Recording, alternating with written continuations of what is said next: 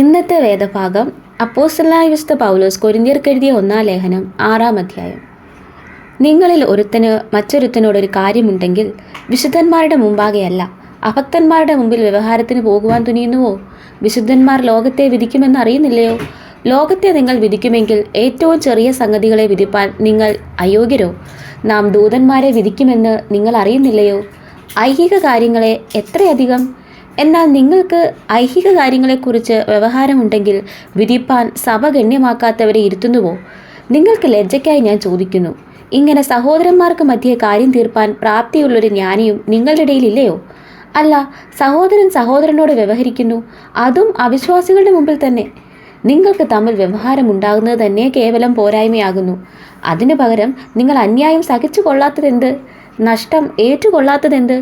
അല്ല, നിങ്ങൾ അന്യായം ചെയ്യുകയും നഷ്ടം വരുത്തുകയും ചെയ്യുന്നു, അതും സഹോദരന്മാർക്ക് തന്നെ. അന്യായം ചെയ്യുന്നവർ ദൈവരാജ്യം അവകാശമാക്കുകയില്ല എന്ന് അറിയുന്നില്ലയോ? നിങ്ങളെ തന്നെ വഞ്ചിക്കാതിരിപ്പിൻ.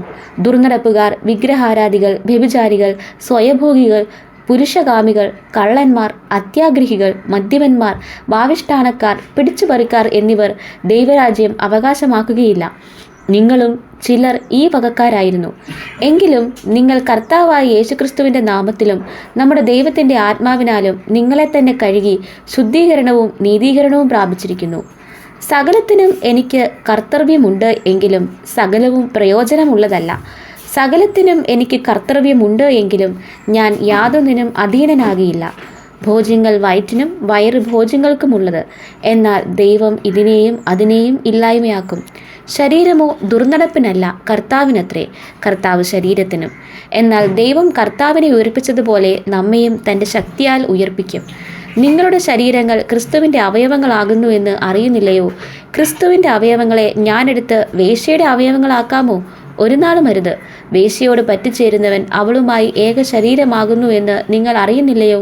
ഇരുവരും ഒരു ദേഹമായി തീരും എന്നുണ്ടല്ലോ. കർത്താവിനോട് പറ്റിച്ചേരുന്നവനോ അവനുമായി ഏക ആത്മാവാകുന്നു. ദുർനടപ്പ് വിട്ട് ഓടുവിൻ. മനുഷ്യൻ ചെയ്യുന്ന ഏതു പാപവും ശരീരത്തിന് പുറത്താകുന്നു.